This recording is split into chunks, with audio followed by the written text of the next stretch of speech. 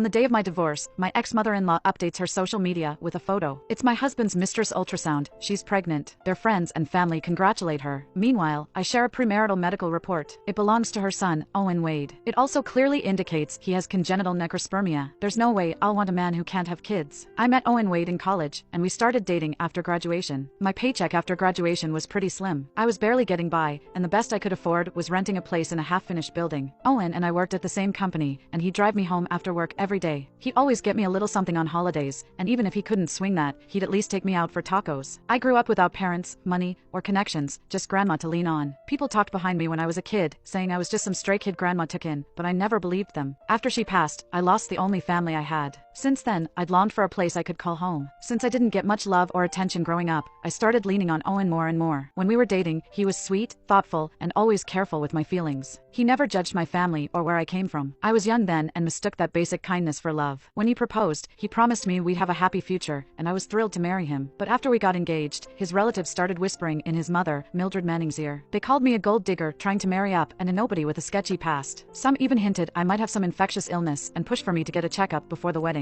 I sighed, deciding to take it all in silence for Owen's sake. When the results came in, I found out he had congenital necrospermia, which meant he couldn't father children, and there was no cure. I cherished our relationship and loved him deeply, so I kept it a secret to spare his feelings. I wanted us to have a good life together. Back then, I believed that as long as we loved each other, it didn't matter if we couldn't have kids. If we really wanted a family, we could always adopt. But while I thought that way, others didn't. After Owen and I married, Mildred kept making things tough for me. She started by pressuring me to quit my job, have kids, and be a housewife. I pushed back at first, but then Owen got on board, asking me to do the same. Besides, he started treating me even better and promised he'd bring in the money while I just kicked back at home. I bought into all his sweet talk, quit my job, and became a housewife. I never expected that after getting married, I'd be hit with an endless cycle of frustration and heartache. Every morning, I woke up early to make breakfast. After everyone had eaten, I would do the laundry, mop the floors, and wash the dishes. One morning, just as I finished cleaning and heading to my room, Mildred threw a basin of underwear at me. It wasn't the first time she expected me to wash her intimates. I sighed and said, "Underwear is personal, Mildred. You really should be washing that yourself." She was texting someone on WhatsApp to come over for a card game. She looked up and glared at me. "If I tell you to wash it, just do it. Why are you making such a big deal?" I refused. I dumped the basin in the bathroom and went back to my room to change the sheets. Mildred started yelling from the living room, "Oh, you think you're something now? Do you think Owen married you so he could treat you like a queen? Go and take a good look in the mirror. You actually think you're a swan, huh? Get out now and wash those, or I'll call Owen back to put you in your place."